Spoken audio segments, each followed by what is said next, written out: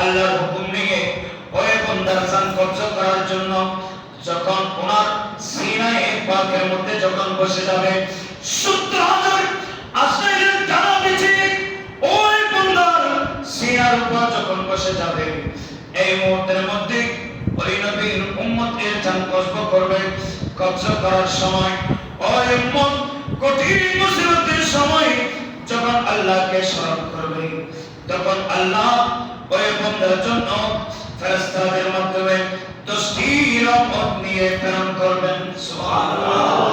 বলেন, এক নম্বর হলো যারা আমার নবীর পরিবারের সাথে যারা মহব্বত রাখলো, আমার নবী বলেন তারা দুনিয়ার জমিনের মধ্যে সর্বপ্রথম সিনে পাকের মধ্যে আজরাইল যখন বসে যাবে, জান কবজ করার জন্য যখন এগিয়ে আসবে, আমার নবী বললেন ওই উম্মত সর্বপ্রথম আল্লাহর কালিমা শরীফ পাঠ করবেন। সুবহানাল্লাহ। বললেন কালিমা শরীফ পাঠ করবেন, আলা ইলাহা ইল্লাল্লাহ মুহাম্মাদুর রাসূলুল্লাহ সাল্লাল্লাহু তাআলা আলাইহি ওয়াসাল্লাম।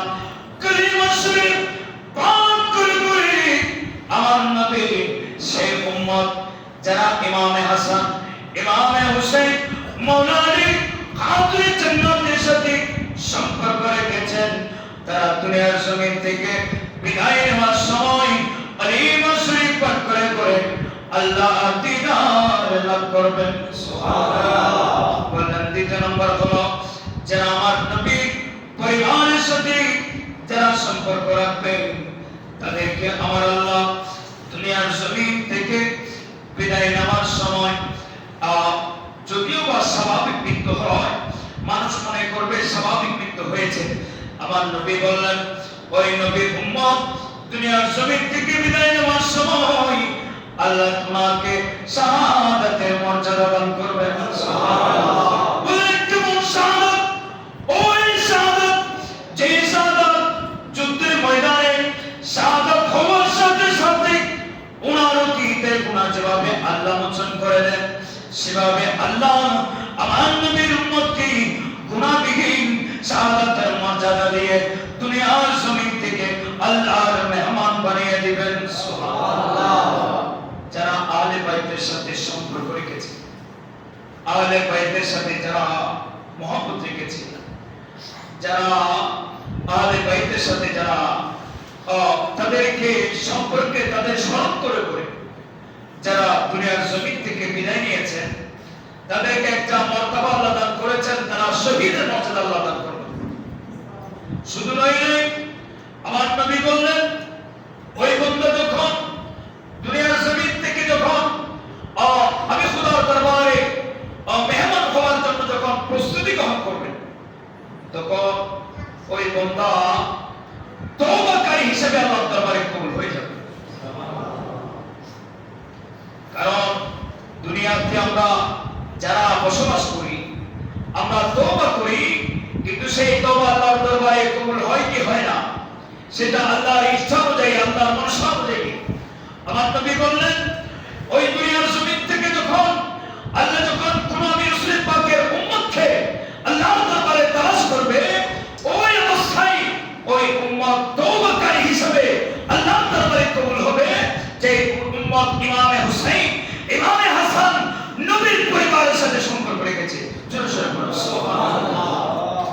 শুধু নয়, আমার নবী বললেন আমার উম্মত শোনো, ওই বান্দা যখন দুনিয়ার জমিন থেকে মৃত্যুবরণ করবে, মানুষ যখন কাঠের মধ্যে তুলে নেবে, ওই কাঠে নেওয়ার সাথে সাথে আল্লাহর রহমতের ফেরেশতারা যখন আল্লাহু রাব্বি মুহাম্মদ নবী সাল্লাল্লাহু তাআলা আলাইহি ওয়াসাল্লাম বলে, যখন ওই বান্দাকে যখন নেওয়া হবে কবরস্থানের দিকে, তখন আমার নবী বলেন এ আমার উম্মত শোনো, আল্লাহর কিছু রহমতের ফেরেশতা ওই বান্দার দলবদ্ধ হয়ে দুই কাঁধের পাশে আল্লাহর রহমতের ফেরেশতারা দাঁড়িয়ে যাবেন। তখন একজন আরেকজনকে বলবেন তোমরা সবাই বলো আমরা আল্লাহর মেহমান নিয়ে আল্লাহর দরবারের দিকে যাচ্ছি। সুবহানাল্লাহ।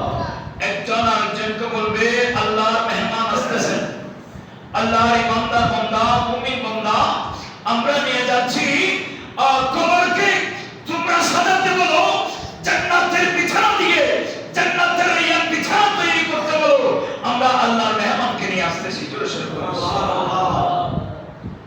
শুধু নয়, এক ফেরেশতা আরেকজনকে বলবে, শুধু নয়, আসলে যখন ওই কবরের মধ্যে যখন মুনকার নাকির আসবেন, ওই বান্দাকে সওয়াল জবাব করার জন্য বললেন, সওয়াল জবাব করার জন্য ওই বান্দাকে সওয়াল জবাব করা হবে। মুনকার নাকির সওয়াল জবাব করে ওই বান্দাকে জিজ্ঞাসা করা হবে। তৃতীয় নম্বর সওয়ালে বললেন, ইনি যে কবরে উপস্থিত হয়েছেন, ও আমার নবীকা, তোমার নবীকে, ও আমার নবীকা, আপনার নবীকে, ও আমার নবীকা, আপনার নবীকে, আমার নবীর পরিচয় জানতে চাওয়ার সাথে সাথে ওই বান্দা আমার নবী পরিচয় সাথে সাথে বান্দার পরিচয় দিয়ে দিবেন। সুবহানাল্লাহ। বলেন আমার নবীর পরিচয় দিবেন। শুধু তাই নয়, আমার নবী এসে আমার নবী সেটাকে আমার নবীর উম্মত হিসেবে পরিচয় দান করবেন। জোরে সোরে বলুন সুবহানাল্লাহ। ফেরেশতারা সাথে সাথে আল্লাহর দরবারে আমলনামা নিয়ে চলে যাবেন। আল্লাহকে বলবেন, আল্লাহ এই মুহূর্তে যে কবরবাসীর মধ্যে গিয়েছি, আল্লাহ তিনি এমন এক আপনি রাসূলের উম্মত, আল্লাহ তার কবরকে আপনি জান্নাতে ভরপুর করে দিন। জোরে সোরে বলুন সুবহানাল্লাহ। আল্লাহ বলবেন, তার মুকাম এত বেশি কেন, তার মর্যাদা এত বেশি কেন, তাকে এত সম্মান করতে হবে কেন? আল্লাহ জানেন। তারপর আল্লাহর বান্দাকে নবীর উম্মতকে আল্লাহ শিক্ষা দিচ্ছেন। তখন ফেরেশতারা বলবে, আল্লাহ যিনি এখন এই মুহূর্তের মধ্যে আল্লাহ আপনার মেহমান হয়েছেন, আদমের পর্যকের বাসিন্দা হয়েছেন, আল্লাহ তিনি দুনিয়ার সাধারণ মানুষ হলো, কবরের জমিনের জন্য অসাধারণ। আল্লাহ কেন? আল্লাহ দুনিয়ার জমিনের মধ্যে আল্লাহ আপনার কোরআন মেনেছেন, আপনার নবীর সুন্নাহ মেনেছেন। শুধু নয়, আপনার নবীর পরিবারকে দুনিয়ার সব চাইতে ইল্লাল মাওয়াদ্দাতা ফিল কুরবা, আপনার পরিবারকে জীবনের চাইতে বেশি মহব্বত করেছেন। জোরে সোরে বলুন সুবহানাল্লাহ। আল্লাহ আপনার নবীর পরিবারের কথা যখন সামনে এসেছে, আল্লাহ আপনার নবীর পরিবারের ইজ্জতের কথা সামনে যখন এসেছে, আল্লাহ দুনিয়ার সমস্ত কিছু ভুলে গিয়ে আপনার পরিবারকে প্রাধান্য দিয়েছে, আপনার পরিবারকে মহব্বত করেছে। ইয়া রাসূলুল্লাহ, ইয়া ইলাহি। শুধু নয়, আল্লাহ যখন শোদায়ে কারবালা যখন শুরু হয়েছে, মুহররম মাস যখন শুরু হয়েছে, ইয়া ইলাহি, আপনার সেই উম্মত যেখানে ইমামে হাসান হুসাইনের জিকির হয়েছে, আলোচনা হয়েছে, তাকবীর হয়েছে, মাহফিল হয়েছে, ঘরে বসে থাকে নাই, সেই মাহফিলে গিয়ে আপনার ইমামে হাসান হুসাইনের জিকির করেছে। জোরে সোরে বলুন সুবহানাল্লাহ। আল্লাহ আপনি তাদেরকে, তার কবরকে জান্নাতের রাইয়ান বিছানা দিয়ে আল্লাহ আপনি সুশোভিত করুন। শুধু নয়, আল্লাহ বলবেন, আজকে জমিনের মধ্যে দুলহান এবং দুলহানিকে যেভাবে সাজানো হয়, তার চাইতে কোটি কোটি গুণ বেশি জান্নাতি পোশাক দিয়ে তাকে সাজিয়ে দাও। সুবহানাল্লাহ। বললেন তার জন্য তো রহমতের জন্য ব্যবস্থা করা দরকার, এসি বাতাস দরকার, খাবারের ব্যবস্থা দরকার। আপনারা চলে যান জান্নাতুল ফেরদৌস নামক যে মাকাম আল্লাহ দান করেছেন, সেই জান্নাতে দুইটা জান্নাতের দরজাকে খুলে দিন। ইফতাহুল আবওয়াব, দুইটা জান্নাতের দরজা খুলে দিন। শুধু নয়, ওনাকে বলেন সেই কবরের মধ্যে দুলহান সেজে, দুলহা সেজে জান্নাতুল ফেরদৌস থেকে দেখে জান্নাতুল ফেরদৌসের নিয়ামত ভক্ষণ করার জন্য। সুবহানাল্লাহ।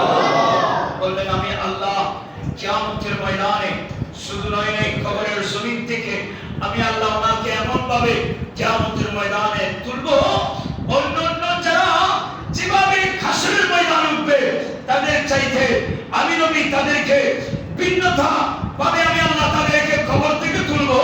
কিভাবে? আল্লাহর রহমতের ফেরেশতারা রহমত দিয়ে ওনাকে কবর থেকে আবরণ করে রহমতের আচ্ছাদন দিয়ে ওনাকে হাসরের ময়দানে তুলবেন। সুবহানাল্লাহ। তাকে এমন ভাবে কবর হাসরের ময়দানে দণ্ডমান করা হবে, অন্যান্য নবীর উম্মতরা বলবে, আল্লাহ এই নবীর উম্মতের এত মর্যাদা, এত ইজ্জত কেন আল্লাহ দান করেছেন, ইনাদেরকে স্পেশাল খাতায় কেন রেখেছেন? তখন আমার নবী ওই সমস্ত ফেরেশতাদের, ওই সমস্ত নবীর উম্মতের কথা তখন আমার নবী বলবেন যে তারা কিয়ামতের ময়দানে আমি খোদার আমার বাড়ি ইলাহি আল্লাহর কোরআন বিধান মেনেছেন, আমি নবীর সুন্নাহ মেনেছেন, শুধু নয় আমি রাসূলের পাকের পরিবারকে তারা এত বেশি মহব্বত করেছেন, ইজ্জত করেছেন, আমি নবী খুশি হয়েছি, স্বয়ং আল্লাহ খুশি হয়েছেন। জোরে সোরে বলো সুবহানাল্লাহ। যে আহলে বাইতকে মহব্বত করেছেন, শুধু নয় এ আহলে বাইতের প্রেমে পড়ে, মহব্বতে পড়ে তারা নিজের জীবন পর্যন্ত কুরবান করে দিয়েছেন। সুবহানাল্লাহ। বললেন সেই ইমামে হুসাইনের সাথে সম্পর্ক ছিল, ইমামে হাসানের সাথে সম্পর্ক ছিল, মাওলা আলীর সাথে সম্পর্ক ছিল, হযরত খাতুনে জান্নাতের সাথে সম্পর্ক ছিল, শুধু নয় হযরত আবু বকর সিদ্দিক, ওমর ফারুক, আজম, উসমান জুন্নুরাইন, মাওলা আলী শের খুদা থেকে শুরু করে সমস্ত নবীর সাহাবাদের সাথে সম্পর্ক ছিল, শুধু নয় তারা আমি রাসূলের পাকের সাথে সম্পর্ক ছিল, শুধু নয় আমি নবী আদম সফিল্লাহ থেকে ঈসা রুহুল্লাহ পর্যন্ত যত নবীর আলোচনা করেছি, তাজকিরা করেছি, আমার সেই উম্মত না দেখার পরও অকপটে বিশ্বাস করে নিয়েছে। সুবহানাল্লাহ। অন্যান্য নবীর উম্মত এক নবীর তাজকিরা করলে অন্য নবীর উম্মত বিশ্বাস করত না, মানত না, তারা বিভিন্ন সওয়াল করত, আমি রাসূলের পাককে, নবীকে বিভিন্ন প্রশ্ন করত, জর্জরিত করে ফেলত। কিন্তু আমি রাসূলের পাকের সেই উম্মত যারা আমি নবী 1,23,999 জন নবীর আলোচনা করার পর, আদম সফিল্লাহর কথা বলার পর আমার সেই উম্মত কোনো বাক্য ছাড়া, কোনো আলম ছাড়া আমি নবীর কথাকে তারা বিশ্বাস করেছেন। জোরে সোরে বলো সুবহানাল্লাহ। তাদের মর্যাদা, তাদের মুকাম অন্যান্য নবীর উম্মতের চাইতে বেশি। জোরে সোরে বলো সুবহানাল্লাহ। আল্লাহ আমাদেরকে নবীর পরিবার আহলে বাইতকে মহব্বত করা, তাদের জিকির করা, আলোচনা শোনা আল্লাহ আমাদেরকে তৌফিক দান করুন। আমিন। ওয়া আখির দাওয়ানা আলহামদুলিল্লাহি রাব্বিল আলামিন। আসসালামু আলাইকুম ওয়া রাহমাতুল্লাহি তাআলা ওয়া বারাকাতুহু।